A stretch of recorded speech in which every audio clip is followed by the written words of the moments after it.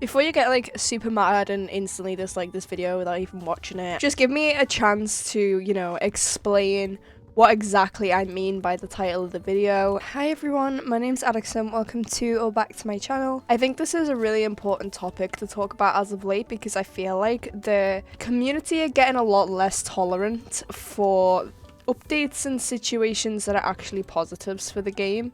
I think the community have just become so accustomed to hatred that they kind of look past anything that's a positive now too. I mean, it doesn't affect me personally because I don't work for Star Stable. I'm not a Star Stable employee. I'm stuck.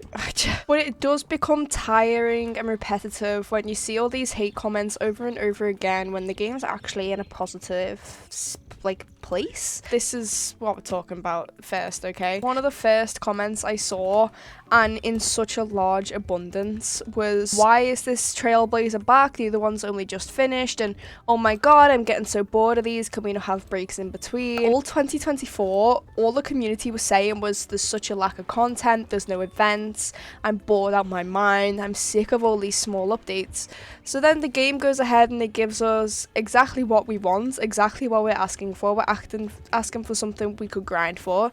The game gives us that, and then all of a sudden it's boring and it's repetitive and I'm sick of it, and it's like, so do you want content or don't you want content? And this is when my first point arises, is that this community is so entitled and they really believe that they're just entitled to own absolutely everything in the game.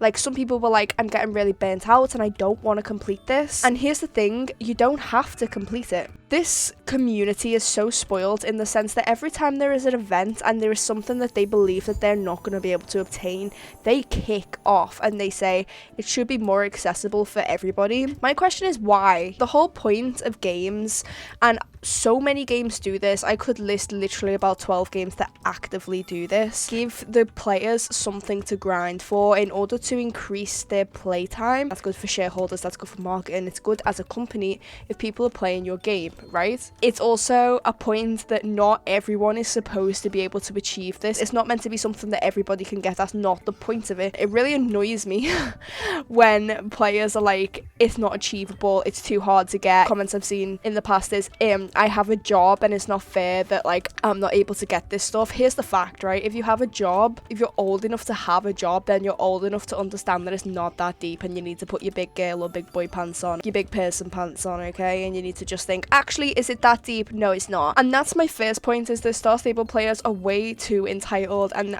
I don't know if it comes from Star Stable players not playing a lot of other games and Star Stable being one of the only like games that they primarily play. Things on games aren't meant to just be handed to you, and this game does a lot of that anyway as it is, so they don't really need to be doing any more of it. That's just not how games work, so I'm sorry that that annoys you. Things should be hard to access and some things should be limited. This Trailblazer track reminds me so greatly of, I don't know how many of you watching this video were old enough to play Red Dead Redemption 2 when it came out, which is kind of scary, but that's okay, we moved past that. When Red Dead Redemption 2 first came out, and I'm using, this will make sense in a minute, this example, the online was so shit.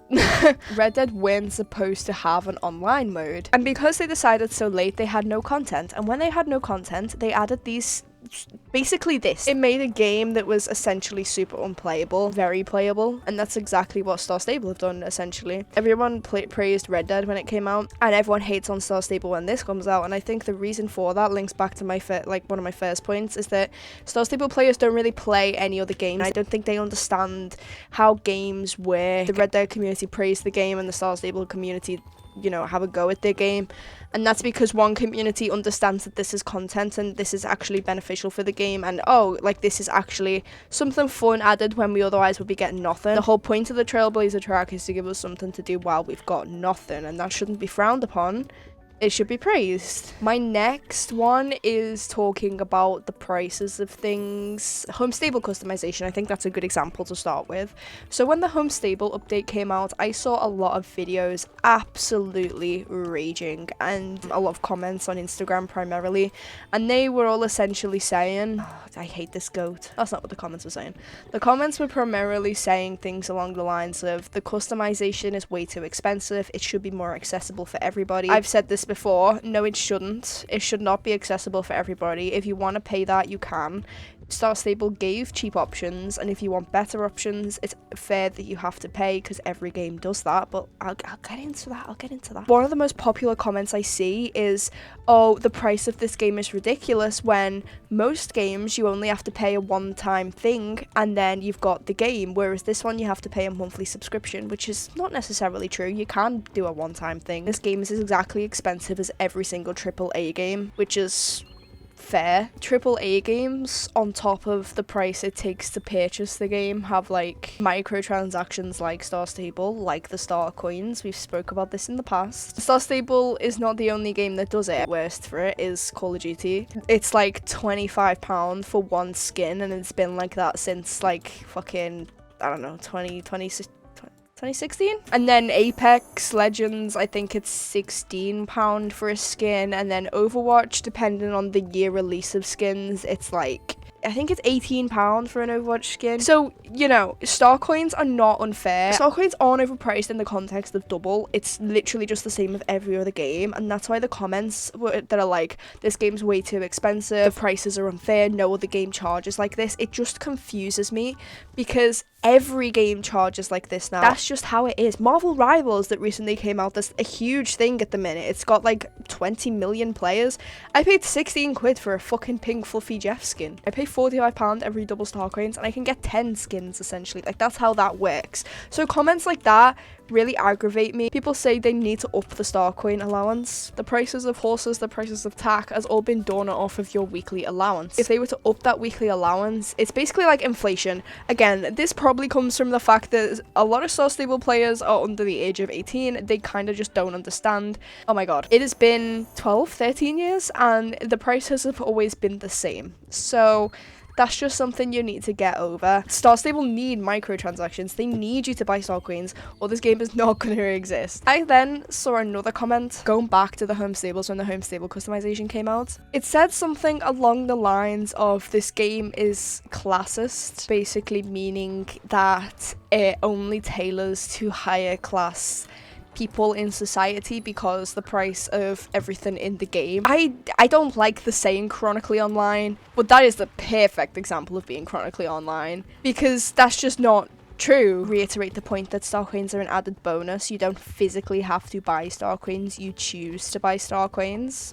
Like I said, they don't have to make things accessible for everybody. That's not their job. Their job is to earn money as a business. The Star Stable community as a majority is, I think a lot of the time, they actually don't even know what they're complaining about. They're just complaining for the sake of complaining. So this was about the Trailblazer. I said, if you're getting burnt out by the addition of new content, don't do it. New content is optional. Every single game has limited edition things that you can't get all the time, and it's just a matter of playing when they're out.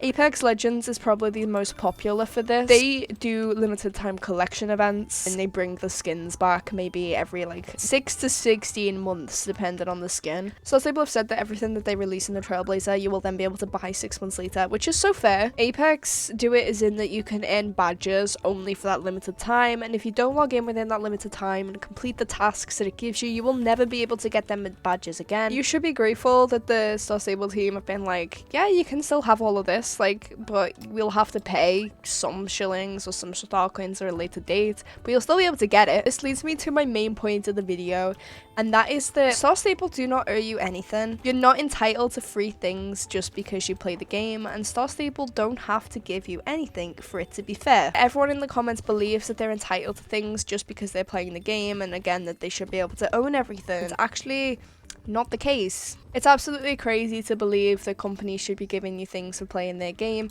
The whole point of a game is that you buy it and it rewards you with entertainment, and as long as you're getting entertainment from the game you bought, then that's where your money's gone, right? I saw a comment which blew my mind, and it was someone complaining that we only got 100 star coins on Christmas Day. We got 350 free star coins from the advent calendar all over Christmas, on top of the 1,300 free star coins that we got from codes this year. I didn't do that math, someone else did, so don't attack me if it's wrong. That's like 2 free horses, or like 4 or 5 free horses if you're buying the right ones at a bazaar. In a way, that's kind of been a negative that they've gave us that, because then that's kind of made some people very spoiled, and they now just believe they should just be getting everything. I think that's the main problem. Every single person who complains in the comments is that they're just so entitled, and they believe that Star Stable owe them all of these free things. The trade here is that you pay the company money, and then the company rewards you with this game that gives you entertainment. And if you're not getting entertainment from the game, 1, why on earth are you still playing it? 2, why do you even have a Star Stable Instagram account to be moaning in the comments about this game for? And 3, why do you even care enough to be moaning in the first place? But you get all the older players who are like my age, and they have the nostalgia of the game they remember before, and so they complain about the new game. And I saw people being like, don't tell me I'm blinded by nostalgia, like Old Star Stable was just better. And actually, no, it wasn't. Old Star Stable community was better. 100%. The feeling you got playing the game, the clubs, the way it worked back then, the community was so much better back in the day. But again, that's not Star Stable's fault. From a gameplay perspective, this game is like 20 times better than it was when we were kids. I feel like literally every single thing that this game does, they can't catch a break, man. And they're not even doing anything wrong. You just think that everything they do is wrong, and actually a lot of the things they do is a positive. It's been annoying me for a very long time, but it's definitely gotten worse and worse.